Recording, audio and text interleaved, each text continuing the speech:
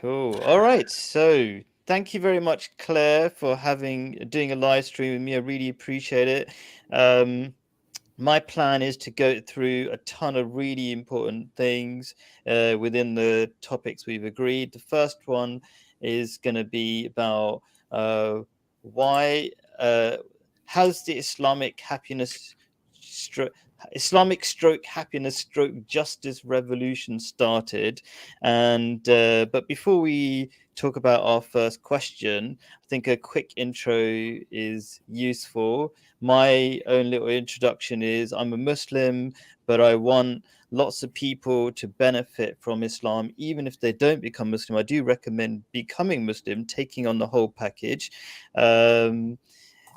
We were discussing short intros about, I mean, what's your short intro about yourself that would intrigue people? My short intro would be that I'm a I'm agnostic. I'm an agnostic non-Muslim promoting Sharia because I see it as a source for social conservatism and a way of uniting social conservatives of all races and religions. And I speak as a moral and political philosopher and a political scientist. I think it would work because of how the laws are created, the laws are articulated in the Quran. And sorry, it's not very short. Shall I That's start right. again? No, that no, it's really hard to say things in a way that everybody can understand. Some people might not understand this whole thing about conservatism. But would it be fair to say that even though you don't necessarily, or you're not sure about the existence of God, or if Islam is actually from God, you feel like it fixes everything in society? Yes, indeed, simply because it gives us rules, and while there are plenty of people who don't like rules, they would also have to admit that laws are necessary to control us. You know, all these atheists who say, oh, religion is just a fairy story to control us. And, you know, I would have no difficulty saying, yes, yes, of course it is. And, you know, that's what the law is for, to stop us from doing stuff that, you know, would probably be not good for us or Cool. others. Uh, and what is your favorite Sharia law then? Let's just get started with that as a short intro. Is there anything that comes to mind? Well, for my political purposes, I would have to say it's chapter 24, verse 2, because it just makes a point about what is necessary to make people respect the institution of marriage again. But really, my favorite And, one, and I and think, what is that? What is that? But could you tell me what is in that verse? yes, it's the 100 lashes verse, which is, and I interpret it as treating as sex offenders unmarried parents. Right. Okay. So And you would yeah. incur a penalty of 100 lashes if you were caught having children without a marriage certificate. That would be my way of putting it. Right. And the reason why you think that's such a great law, and I agree, but I wanna hear it from yourself. Why do you think it's such a great law? Because it would be the only law capable of sending the message to everybody about what is expected of them and what is allowed and what isn't allowed. So you wouldn't need any more, you know, sex education classes saying, you know, do it if it feels good, if you trust a person. You know, it's saying don't do it, you know, until and unless you've got the ring on your finger, girl, and don't even think of doing it if you know she's not married to you because you're going to get into trouble. And that's a very clear and succinct message that, you know, even the learning disabled can understand. Yep. So I agree that it's very simple. Claire, and it's not the only method by which Islam tries to encourage you to do the right thing. But sometimes, if you can't understand the more subtle, intelligent arguments, then as you say, even if you have a learning disability, you can understand it's a pretty dangerous thing to do.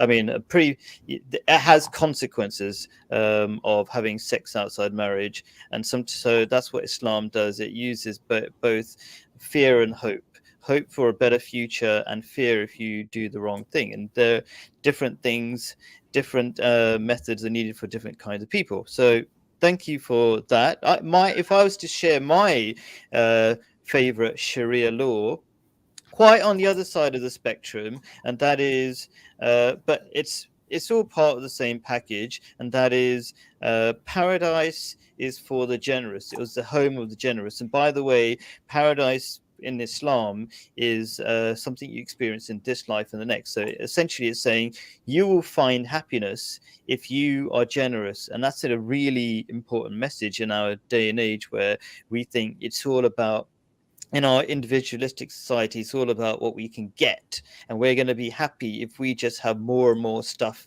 to ourselves and don't share with other people. And from my experience, going in, living in different countries, the happiest places by far are the ones where people do things for each other. Doing things for yourself is just a recipe for being lonely. Any thoughts about that? Well, that sounds an excellent way of increasing happiness and, making people happy, and therefore nicer to each other, because we're always nicer to people when we are, feeling there is justice in the world. But before we move on to another topic, I feel that I might come across as being a little mean when I say, my favorite verse is the 100 lashes verse. I meant to say that it's non-negotiable because it's so important to emphasize this.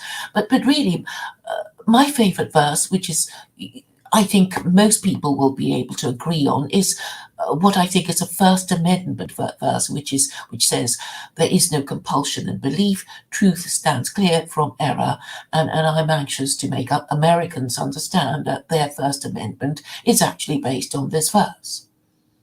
Wow, I love that. Yes. And that's a big misconception in Islam. People think, and generally about religion, I think, people think religion is something that's forced on people. Well, clearly in Islam, uh, let's say, I shouldn't actually speak for other religions, because in the Bible, it doesn't say that you have freedom of faith, but Islam does. So, yeah, that's really important. So I've just put in the private chat the question, so you can put it on the screen if you like, Claire. Yeah. And then I'm gonna start going through some more questions. So, or I should say statements. So, uh, the heart of what I'm gonna say, and the people who are watching might think we're just going to be agreeing. I picked this topic because I think we're going to disagree as to the method by which this revolution is going to happen. So the question we're talking about, that we're going to discuss, is: has the Islamic stroke happiness stroke justice revolution started? And I'm going to start my inspiration from this verse of the Holy Quran. Truth has come and falsehood becomes ineffective by it. Falsehood does indeed vanish away fast.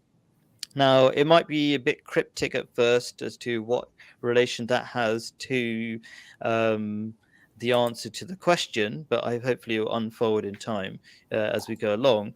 My first statement, and I want to see what you think about it, is: the Islamic truth grassroots revolution is hard for the elites to stop because there's no one target. What do you think about that? Because I think that's going to get into the method by which the revolution is happening and is going to continue. And people who are listening might be wondering, why would we debate this? Because I think let me see if I'm right. You have a belief that there's going to be a top down a top-down revolution where if we have the right laws in place, people will behave. And I'm saying that actually the revolution necessarily has to be a grassroots revolution, and one reason it necessarily has to be a grassroots revolution is that as soon as you pick somebody to lead the way, the elites who are running things the way they are at the moment, they won't be happy about it and they'll target you. So, for example, if you're Mr. Tate, Andrew Tate, they'll put you in prison. They're not happy about you standing up and going against the mainstream narrative. What are your thoughts about that, first of all? Well, I think there will always be opposition to anything you do if it is perceived that what you're doing is threatening. And clearly, they find masculine leadership very, very threatening indeed. And I guess it's imprisonment is a warning from the matriarchy to those who seek to challenge it to well, not bother. That is how I interpret events. Okay, so do you see that it's harder? I don't want to make this the main point though, but do you see it's harder to have a target if everybody is the target? So if there's a Ah, yes, I do see massive, what you mean now. yeah, Yes, because if you know, if all these leaders keep popping up and they all keep getting imprisoned, then you're saying that the revolution will never happen. And if it depended on a few people, but if everybody is the revolution simultaneously, or not exactly simultaneous, but largely an uprising, and everybody's going, hey, this is the truth. Islam is the truth and it's got the answers. And there's how many people can you put into prison? yes, yes, and also it seems that they're conflicted about whether just to ignore people like Andrew Tate or put them in prison because they by putting him in prison they draw attention to him and martyr him and that might encourage even more martyrs. So I think they're already on a sticky wicket there. Yeah. But then on the other hand, to ignore it would feel as if they're not doing enough to stop it. But perhaps it's unstoppable. Well, I would say it is unstoppable, but I will talk about why in a bit. So let's talk about, has the revolution started? And I will say it has. And what is the revolution? It's the truth revolution, first of all. It's the truth getting out. And as the verse of the Holy Quran I mentioned before, truth has come and falsehood becomes ineffective by it. So what I mean by that is this truth is so powerful that it makes the falsehood so clearly false that it effectively destroys it and weakens it. And so that is the revolution. It's changing people's ways of thinking, and it's doing that on a number of levels. I quickly point them out. One is it's just simply more logical, and good ideas beat bad ones. But then there's the practical side of it. You can see the fruits of that truth through community and relationships and families and things like that. Islam has all of that, whereas the rest of Western society is collapsing and losing all of it. So what are your thoughts about that? Um, well, it is clear that the West no longer has a functioning moral system. If you ask them what it is, it's even controversial. I don't know if you remember David Cameron, when he was Prime Minister, said Britain is a Christian country, and there was an explosion of controversy because there were so many British people who didn't think that Britain was a Christian country. And you think, well, what is it then? Or what is our moral system? And is it conservatism or is it liberalism? And why did David Cameron talk about muscular liberalism and not muscular conservatism? And this ideology seems to be very confused in Australia, where the Liberal Party is really the Conservative Party down under. And Hmm. there's a lot of ideological confusion, I think. Okay. Would you say that I'm just intrigued by to what extent you think Islam has just the best ideas? Uh, to is that the cause for the revolution that's happening in terms of ideas at the moment? Like it's because it's the fastest growing region in the world. Um, fast, is it just because of the ideas are better than other ideas, or is it the lack of other ideas? What are your feelings?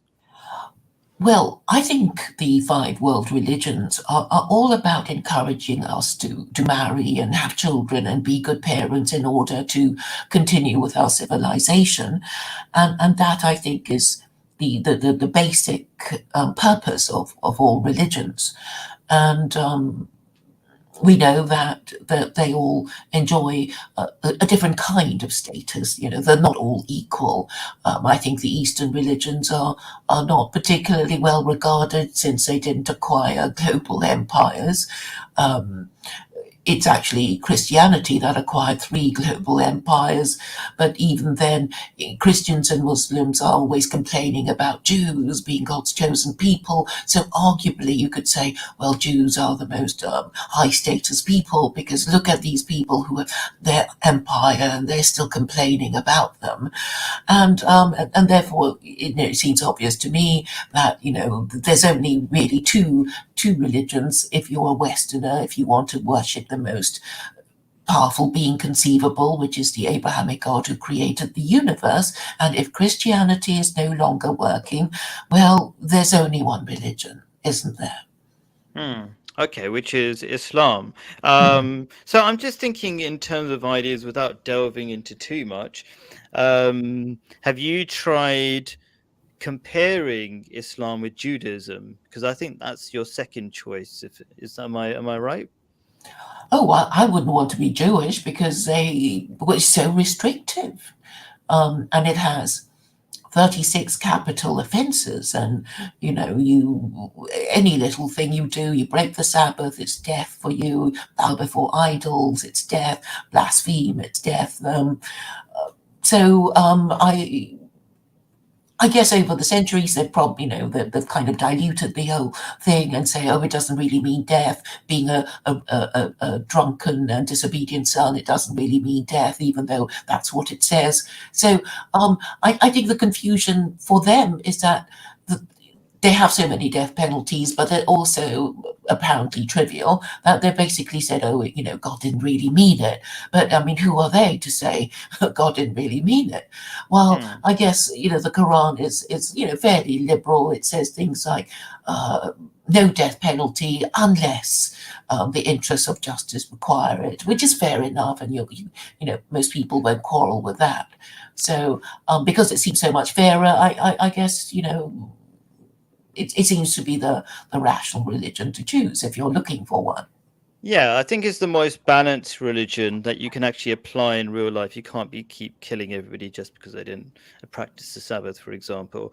Um, Right, and also for me, it's the only scientific religion, and I think there are a lot of Jews who are leaving Judaism because I don't think they see it as a rational religion. There are many things, lots of brutal things in the Bible that don't seem to quite add up, um, and Islam only has violence if it's for self-defense, which I think is quite reasonable.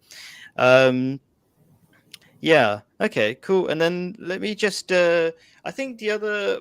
I had some ideas that I wanted to go through, and one of them is this idea that the reason what the reason why Islam is or can be a powerful idea is not just because it's logical, not just because its rules work, which are two very important ideas. But this is something I want to ask you what you think about is Islam is powerful because of the idea that it is supported by God and God has never left us. Um, and I think what I'm trying to, one thing I want to get across, which I think is mainstream Islam is losing to some extent, even though it's doing quite well, is that it it says that there are no more prophets, um, and it makes the idea of a prophet a myth of the past. What do you feel about that? Before I go into that in any more detail.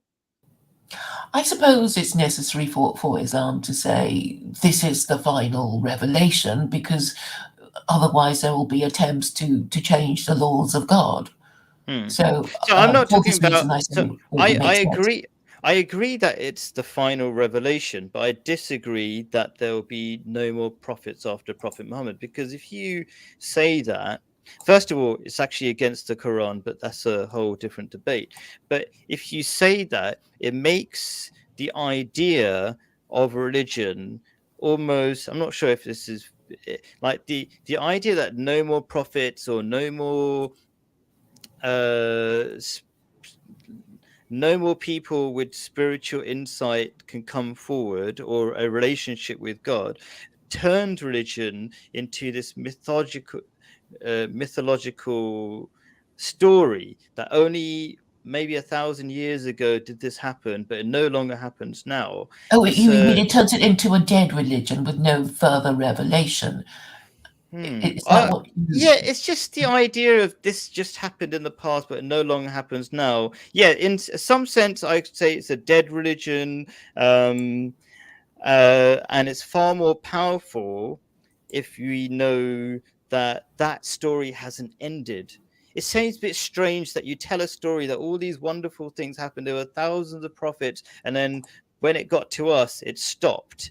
There's something suspicious about that, and something not right, as if it's just mythology. It's not something. Mhm. And maybe that's one reason why I say maybe subconsciously, maybe that's why you don't believe it's actually a message from God. I don't know. But Well, I suppose that there might be a confusion between final prophet and final messenger, because I suppose, you have to say Muhammad is a final messenger to make clear that the Quran is a yeah, final revelation. But I yes, think, as far as prophets are concerned, I see them as successful revolutionaries. I mean, right. you are raised in status if you are not only a successful revolutionary, but considered a prophet. But I think, that there has been a practice of killing prophets, which the Jews were guilty of doing, because, well, I suppose it's the nature of the job. If you're going to be a revolutionary, you will have a price on your head. Right. Okay. So let's talk about revolutionaries. So I'm a follower of a prophet after Prophet Muhammad. And the Quran actually does say that if you're a good Muslim, you can be a prophet. Not everybody can be a prophet, but you can be. And I think that's very reasonable, and actually very unreasonable to say that there should be no more prophets after, as long as they follow the teachings of the Quran, as long as they don't change. Which verse is this? There's a verse that says that if you, and I quickly grab it actually since you asked. Let me grab it here. It's quite easy to find. Al Islam Quran. Um, so basically, it says if you listen to God and you follow Prophet Muhammad, you can be amongst the prophets. I'm just doing a quick search. Prophets, the truthful, the martyrs, and the righteous. What is the chapter So, and verse? have I got it yet? Let me just see. Uh, so I count the first verse, Bismillah, as the first verse, but a lot of people don't. So by a lot of people's standards, it'll be chapter 4, verse 69. Um, 469. Okay. yeah, okay. And it says, and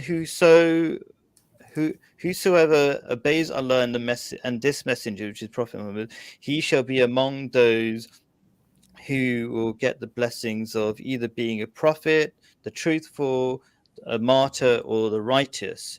And it is claimed that you can only stand next to these things, which is quite an insulting translation, because that means you cannot even be a righteous person. You can only stand next to them in heaven, according to mainstream Islam.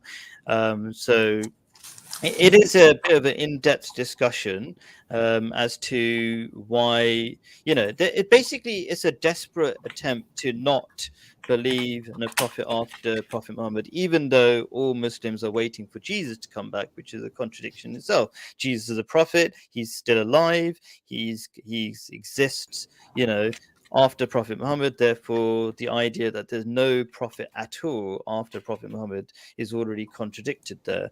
Yes, I Um, think we still need heroes, don't we? Yes, but yes, and also you need unity as well. And Islam does not have unity. It's all over the place. Even then, it's still growing. It's still so far more powerful than any of the other religions because Hmm. it's simply logical. Like Judaism is not logical. It says, the universe is created in 6 days and all sorts of other things that don't add up. But Islam is the only one that's 100% scientifically accurate, and all the other religions after that really don't make any sense. Like, there are three god, the Trinity makes zero sense. And then you've got Buddhism and Hinduism. Hinduism says God is blue and has many hands and is a cow at different times, and all sorts of other things you just can't take seriously. Buddhism, mainstream Western Buddhism says, we'll be talking about it later on. It says there's no God, and logically there must be a God. But anyway, um, I am desperately trying to make as much progress as possible. I'm trying to, but that is a very important question that you asked. One thing I'm going to see what you think about this. So I put down the return of the Khalifas. So Prophet Muhammad said in the latter days in which we are now, that the Khalifas would return. So Khalifa or Caliphs are the people who are supposed to unite the Muslims, because Muslims are not supposed to be in lots of different groups. And so there's a very clear prophecy that has been fulfilled. Okay, he said, I'll just try to read it really quickly, but prophethood would remain among you, Prophet Muhammad said, as long as Allah wills. Then Allah the Exalted will raise it up, and then caliphate on the precepts of Prophet would be established and remain among you as long. I think I've copy pasted it slightly wrong, but basically, in short, it says that there would be a true caliphate, then it would turn into sort of a dictatorship, despotic rule, and Hmm. then it would become, I think, Which ty- verse is this, out of interest? so this is a saying of Prophet Muhammad in Oh, Mishkat. that's from the Hadith. Hadith, yes, that's Right, right. right. Okay, but Hmm. it's not like it's not really disputed. But but once a prophecy has been fulfilled really accurately, then it's even harder to say it's incorrect. So I would say, in summary, what's happened is that there was a caliphate, which is, most people agree, at least for the first four, were truly guided, but then it turned into a sort of kingship, and then a tyrannical kingship, and then it ended in the Ottoman Empire, where they also had a caliphate. And at the moment that one finished, the caliphate that I am following started, and it started on following a prophethood, which is exactly what the prophecy said would happen. So a lot of things, let's say, are coming together in a strange way in very exact times, um, and the reason why I'm pointing this out, why am I pointing this out? Two main reasons. One is that the idea that God is with us is very powerful. And if there are constantly prophecies that are appearing and being fulfilled in our times, it makes us realize that we're not alone with just pure ideas, the ideas of the Quran, but we've got the hand of God supporting and making sure this revolution happens. So God Hmm. is, yeah. So I think that's sort of important. And I mean, it definitely is important, but I'm not sure. Um, how well I'm making that clear. It's just the idea of the return of the Khalifas, which means unity, but also means God is with us. And I think that's pretty important. Any thoughts on that before I move on to something else? You seem to be saying that this should be the aspiration of the Ummah, the return of the Caliphate. Is that It what you're saying? it is actually an aspiration of the Ummah, which is the Muslims, basically the family of Muslims, is what the Ummah means. It is, they desperately want one because nobody likes the idea of many sects all going in different directions and not being united. Islam is never supposed to be that. It's totally wrong. So they all want a Khalifa, but they can't. And so the only people who've managed to have a Khalifa are the Ahmadiyya Muslims, who've had it for over 100 years. And so we're called the non-Muslims, yet strangely, if they believe God is all powerful, all wise, and in control of things, why would he allow the wrong people to have the caliphate, and all the so-called right people just cannot manage to get a Khalifa together? Any thoughts about that? Well, I was just thinking about how it would be if just supposing all the countries in the world were Muslim, who would be the caliph? It would have to be the most powerful nation on earth who was also Muslim, wouldn't it? I mean, that wasn't that how it worked in the olden days? No, it doesn't. I mean, yes, in a way it does. It did but that wasn't the true caliphate, and it had a lot of issues in itself. One side fighting another. Nobody really believed that after the four first caliphates, not everybody agreed on who the caliphate Khalifa was, and if he was truly guided by God, and if you should listen to him. So there's a lot of problems if you pick a Khalifa like a king, but it's very different if you believe the Khalifa is truly guided by God. Yeah.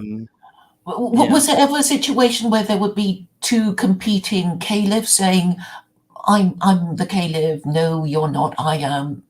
Has there ever been such a situation in Islamic history? Yeah, very early. There were at the time of there was I'd say at least there was confusion, but there was definitely a battle.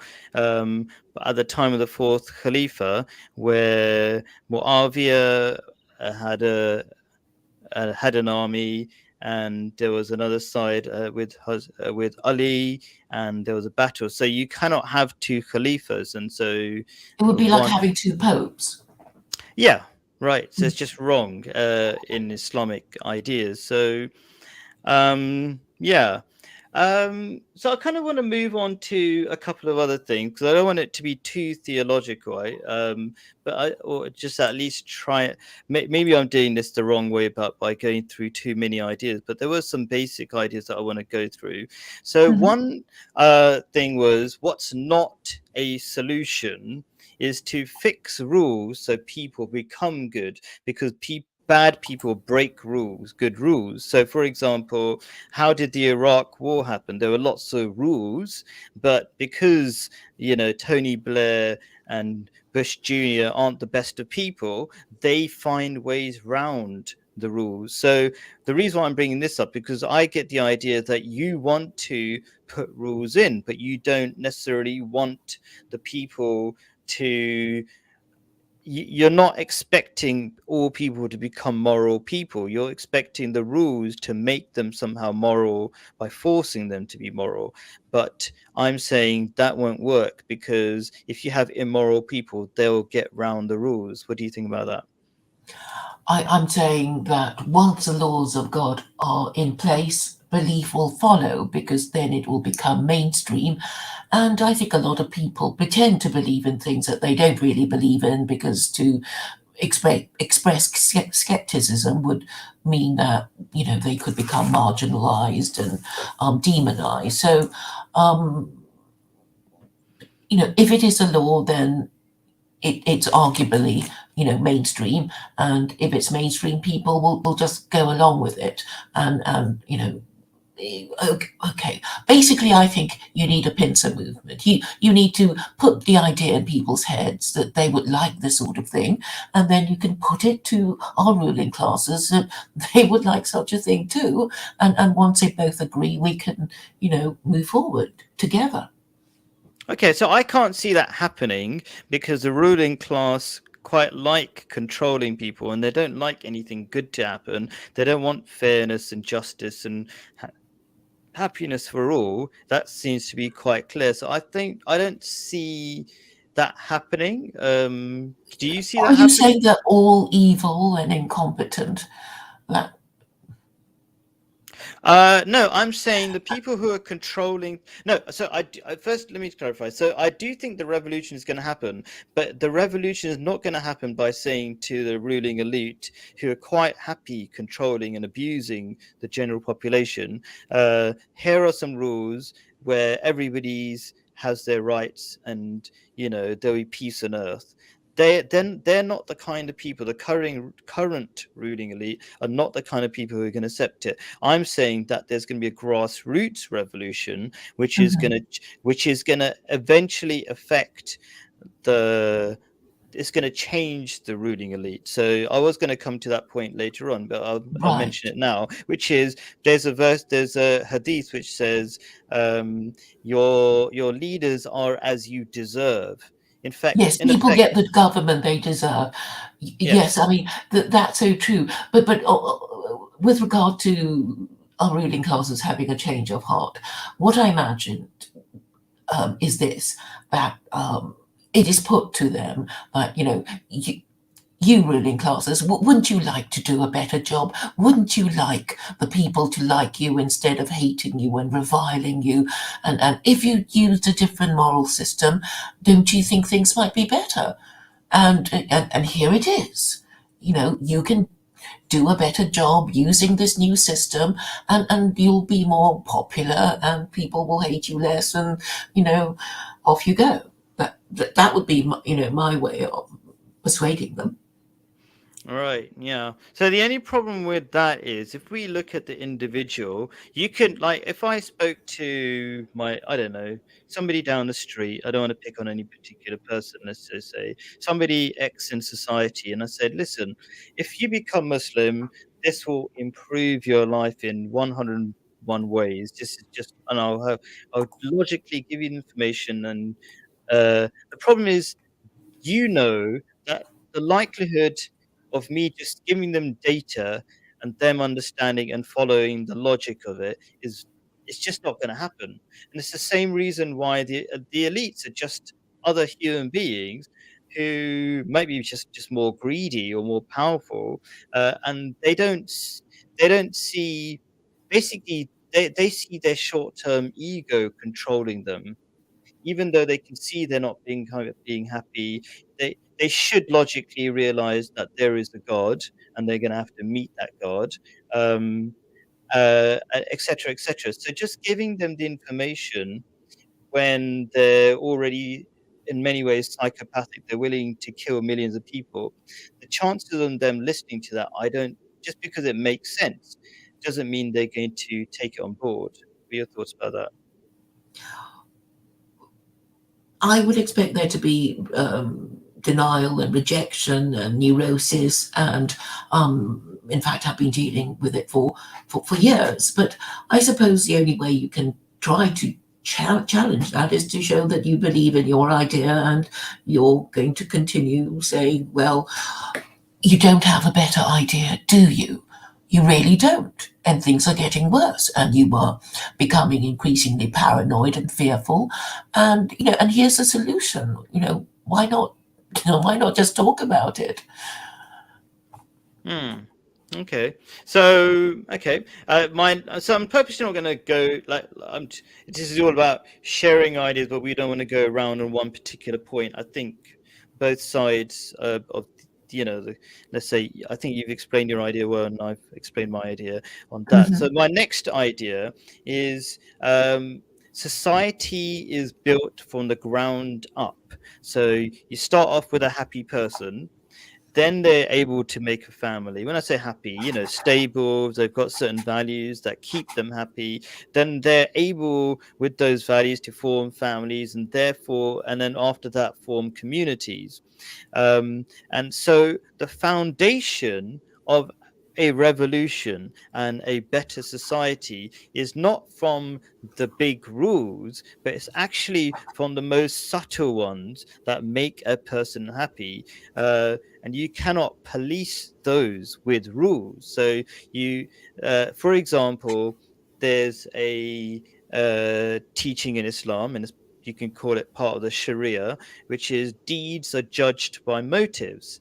So often we do things that will look good to other people, but doing the right thing based on your motives, that can't be policed. You can't make rules. You can't. So what I'm trying to get across is it's not the big rules that will affect everything.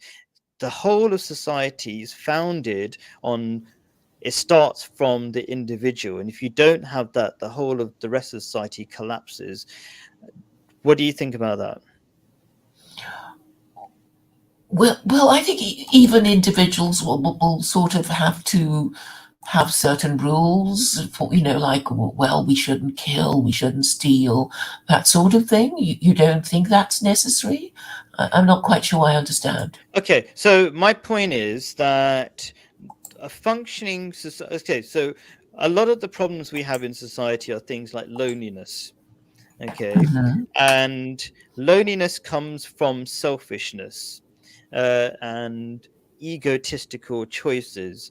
And if you keep, all of these things actually come from more and more subtle laws of behavior, such as the idea that deeds should be judged by motives. So you do things not because you're going to get a pat on the back or somebody's going to give you money, but you have the right intention before you do that thing. I'm not sure how. What I'm trying to get to is that society, the the big society, only is stable when you have stable people at the bottom. That's the picture I'm trying to get. And having laws at a higher level, even laws from don't kill, and those are not enough to make a happier society. For example, let's say you say don't kill, and I'm going to really punish you for not killing. That's not going to be enough for society to be functioning, to be a community, for people to treat each other as brothers and sisters.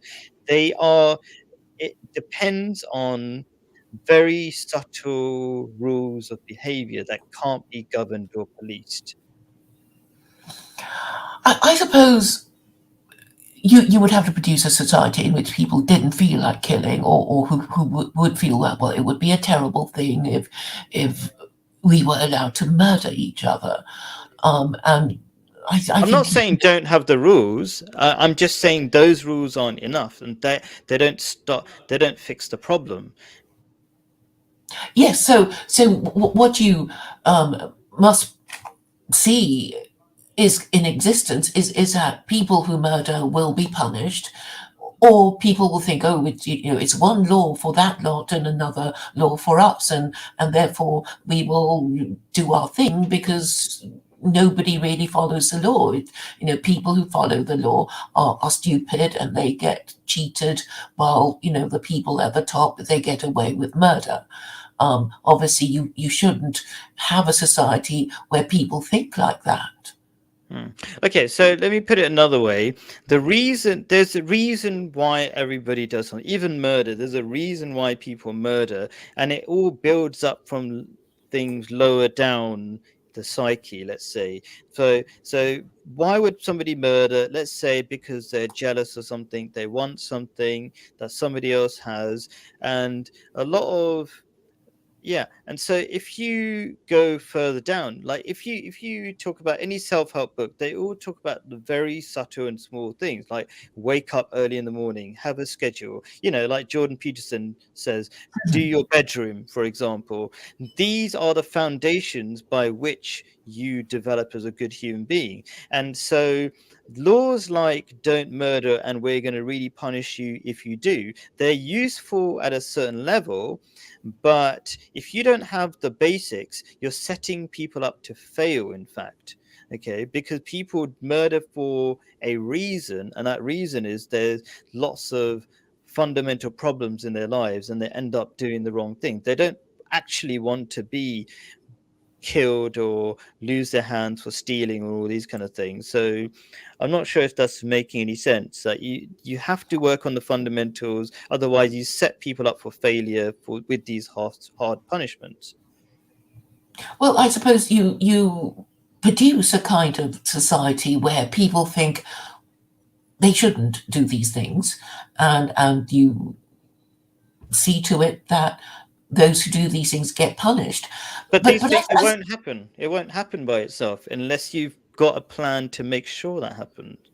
yes, and you have to address people's belief systems. You have to say, well, we are the people who, always do this and never do that.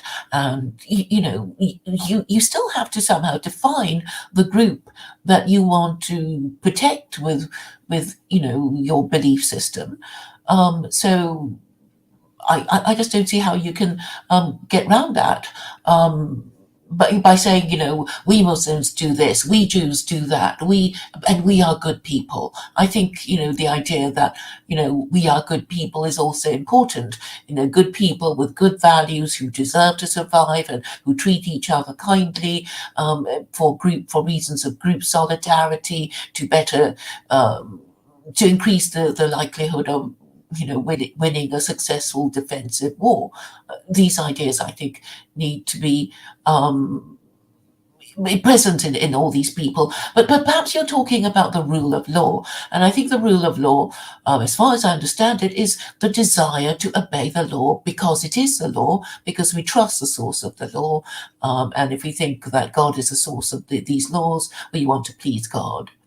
Okay, so yes, that comes over to my next point, which is the conviction to follow the law. So you're agnostic, and we were having, well, not exactly a discussion, but I said I'd bring this very important point up, is that I think you necessarily, if you want Islam to work for you, you should become a Muslim, and you need to believe that, like you said, there's a God behind these laws. These are not just man-made laws that happen to work that you're going to follow as an agnostic. It works much better if you've got the conviction that these laws are from God and they are perfect. Because what's going to happen, they're in reality, outside the theoretical world, in reality, life is uncertain. There's so many things that you're not sure why they're happening. And sometimes you'll have doubts as to should you really follow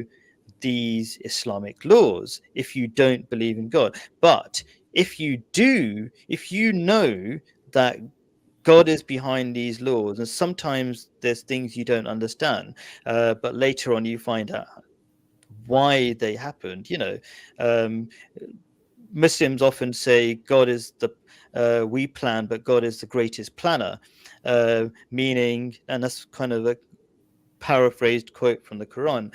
In this, what they mean by that is when they're not sure why something is happening, they can see God. Eventually, they see God had a plan, and it was for our benefit, and there was nothing beyond His control. And so that's really fundamental, a fundamental difference as to why um, Muslims are so calm in following their religion, where when I see atheists, and this is generally known, atheists suffer a lot more from depression because they see the world as uncertain. They can't see why things are happening. They do start from the point where everything is random, so there should be no reason why anything is happening. So there's so much uncertainty on that side. And if you come from a point, let's say you're an atheist, let's go to the extreme, and yet you see the benefits of the teaching of Islam, there'll be points in time when you think, I'm not going to follow this because something is not according to there are things that are happening that cannot be explained by my understanding the rules. So if I explain it one more way, Jordan Peterson is a really good example. He has academically understood that there is value behind these religious teachings, yet he suffers from a lot of depression. And I would say that's because he hasn't fully accepted that there is a living God behind these religious rules. I don't think there's living God behind Christianity. It doesn't make any sense. But if you are certain that there is a God behind the rules, there's far more conviction, and the belief. There are times when, so for example, circumcision. We know now that it helps against sexually transmitted diseases, but at the time of Prophet Muhammad, they didn't know that, but they followed it anyway. So the belief goes ahead of the logic. There's some logic to show you that this is from God, and then you accept the rest of it. But if you don't believe it's from God, then you're going to be uncertain, and there's going to be a lack of conviction. Sorry about. I was just trying to explain it in as many ways as I can, but I spent a lot of Yes, time yes, explaining it. I think I know what you mean. I know the Jews have this idea of emunah and bitachon, and emunah is the knowledge that God exists, and bitachon is belief that God will act for a just reason, that he will act for the best of all possible reasons. So you don't need to fear that he will, do something evil. And then they gave an example, which is of Job's wife saying to him when he was suffering, and she says, curse God and die. Which is, you're talking about God.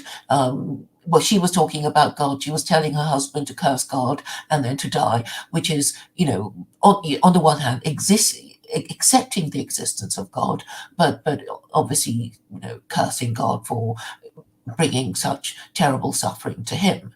And I suppose you can, on the one hand, believe in God, but believe that he is evil and punishing you and it will all end terribly, or you can believe that he is all merciful, and even if he's punishing you, there is a purpose to your suffering. You're meant to learn, and there will be a silver lining, coming eventually from this cloud you are currently under. And Right. if you Yeah. think in this way, you will accept your suffering with more grace. Yeah, I think that's a very important point. That if you know, every chapter of the Holy Quran starts with, "I am Allah, the perfect God, who's the most gracious, ever merciful." So and that could be supported by the reality of the world in many ways. But then when you accept that, and that that's why that's who God is, then you can see every suffering is not without purpose, as you say. It's actually for your benefit in some way or the other, and that's why religious people seem to handle stress and difficulties far better than atheists do. Another point I wanted to make as part of that is that I cannot see, and let's see what you think about this. I cannot see a person who's agnostic or atheist following um, the rules of God, because I think, or to any in a realistic way, uh, because there's a basic good or truth, which is to accept God in the first place. So let me explain that. God is self-evident in many ways. We can try to make up silly ideas as to why God doesn't exist, and there's all sorts of scientific comebacks to prove that he must exist, right? But it's actually quite evident. We know the computer we're using was made by somebody, even though we didn't see the creator, and we're far more complicated. It's too obvious that there is a God, and so if we cannot accept that basic truth, and we cannot even be good enough to accept that basic truth, because you have to be good to accept the the kindness of God. Like if God if somebody gives you millions and millions of pounds and you don't acknowledge them, that's not good. And so God, who's giving you this is that I don't know what that is in the background. I'm afraid it's my doorbell. Oh, okay. Okay. Um, so it's not good to ignore and not accept God. Do you know what I mean? Do you get the idea? So if you cannot be good enough to accept the basic truth and accept God who's giving you so much stuff, I don't have much hope for such people. This might sound harsh, but this is from my experience as well. That they're not going to be able to practice Islam to the level that it will benefit society and make the world a better place. What are your thoughts about that? I think if you do something and you don't quite understand, but it produces good results, eventually you'll think, well, I didn't understand, but I did it anyway, and and look where I am, in a good place. Then people will, I think, commit to it, or even as I was explaining to somebody the other day, that you know what the rules are, and you decide to break them, hoping to get, because you felt naughty, you thought you'd get away with it, and um, and you were punished. But the fact that you knew what the rule was and you still broke it is actually better than not knowing that you weren't supposed to do it at all. Because when you broke the rule and you knew that you were breaking the rule, you obviously knew you shouldn't have done it, and you suffered as a result. And this tends to reinforce the idea that you shouldn't do it, and would discourage you from trying to do it again. Then if you didn't know you weren't supposed to do it, you might try and do it again, when the urge to do it became irresistible. So I think rules are important. So what you're the way you're putting things is you're essentially saying people are logical, which is I don't think that's that's far from reality. I would say, um, I would say we're ego driven. If we were logical, the world would be a very different place. What do you think about that? I think we do a bit of both. We sometimes think logically and sometimes we don't. I don't think at the moment our society encourages us to think logically. In fact, we are. Um, Often being manipulated subliminally, but by stories and suggestions to act emotionally, and it is not even particularly condemned when people are obviously being emotional and irrational. And but you can always encourage people to use logic by rewarding the people who use logic, instead of condemning them and calling them all kinds of names just because they said a truth that you can't argue against, which I think is more the case currently.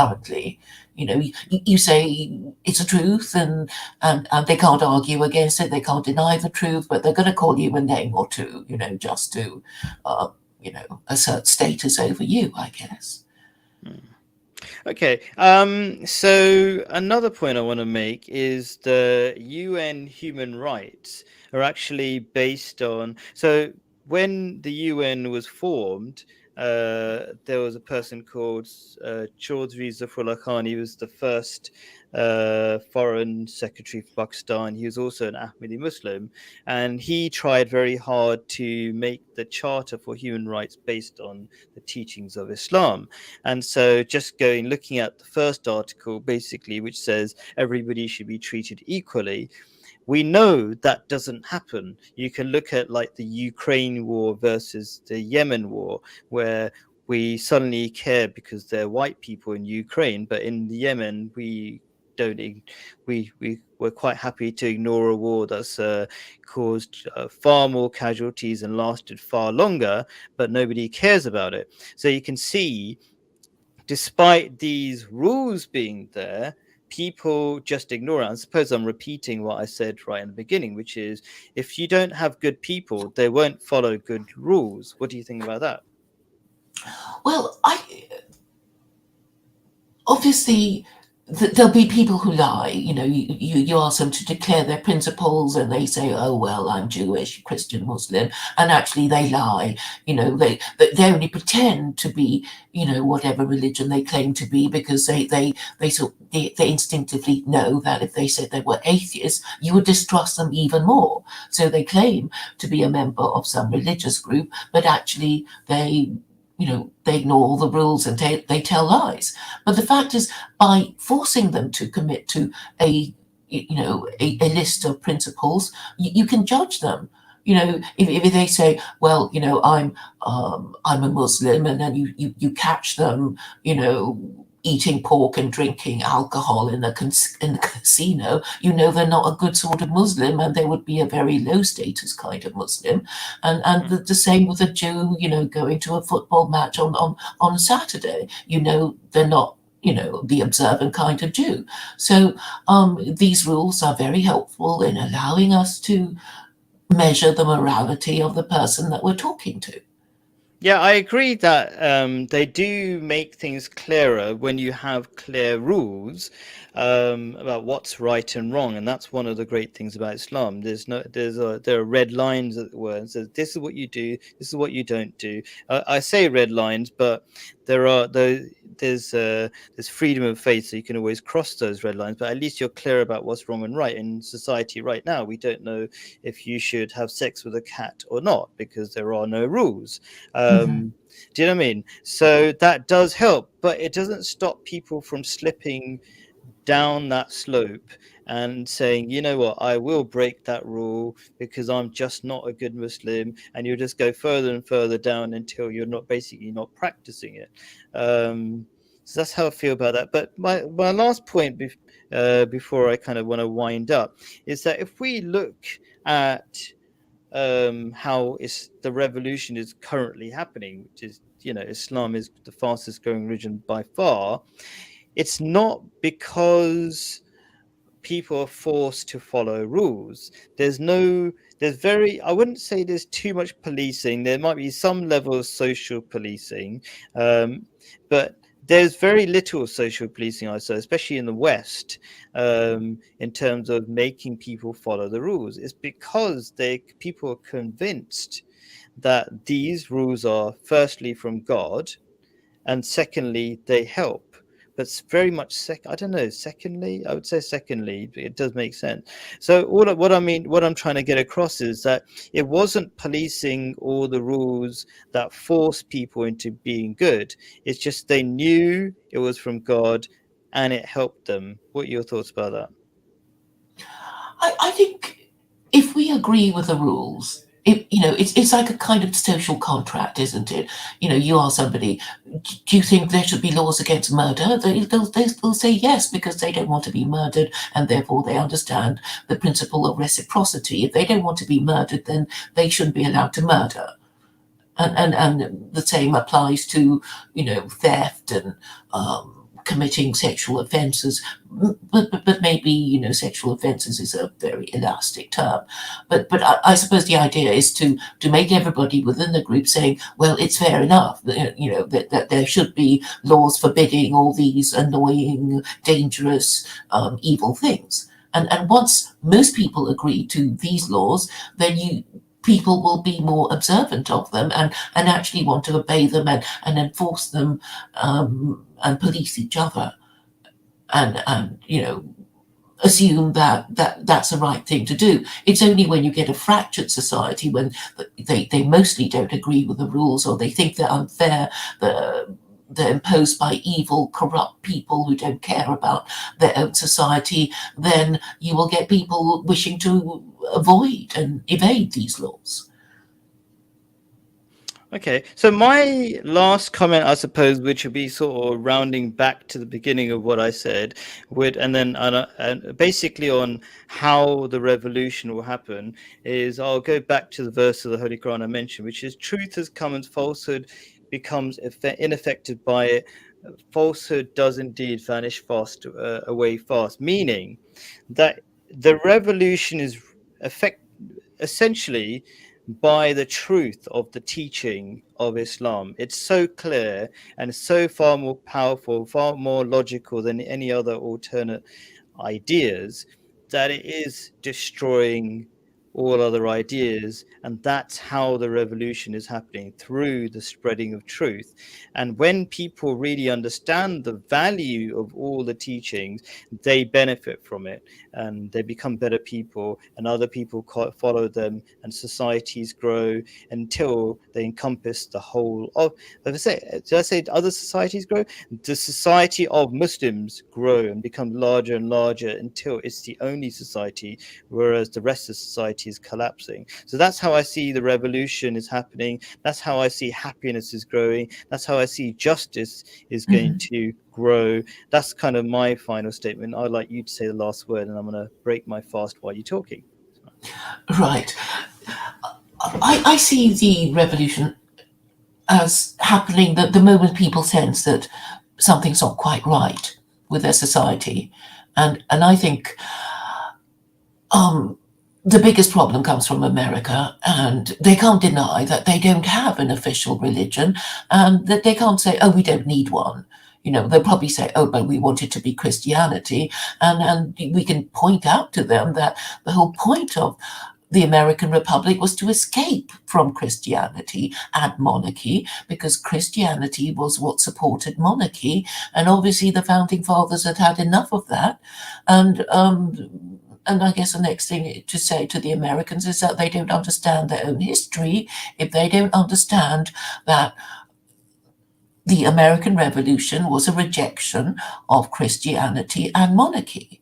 And if they want to go back to Christianity again, they'll be regressing, because I know some of them are even talking about wanting a king, because they want some, strong man to, save them from this terrible situation that they're now in. But that would be not understanding their own history. And my position also is that, if the First Amendment is based on Chapter 2, verse 256 of the Quran, then they should gladly acknowledge that the American Republic was founded on the most important Islamic principle, giving the most important human right of all, freedom of belief. Okay, cool.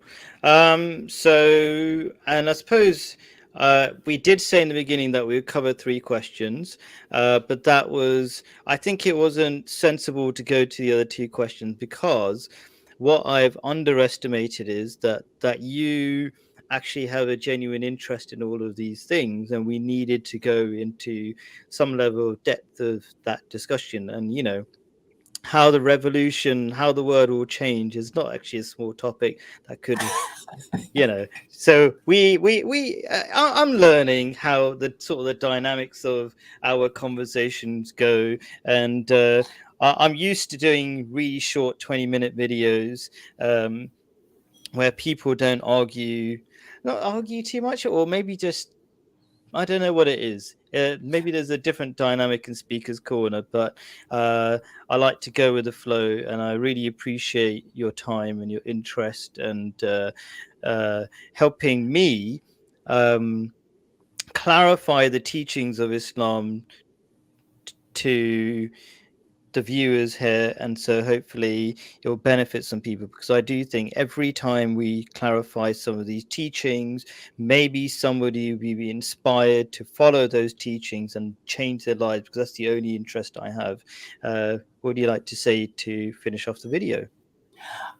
I think it's been very helpful. I suppose these things are very difficult to control, and I've always felt that you do kind of need, to give time for the theme to be developed, and the conversation to follow, its logical path, because if people listen, they're thinking, well, why didn't they ask that question? Why didn't they discuss that question?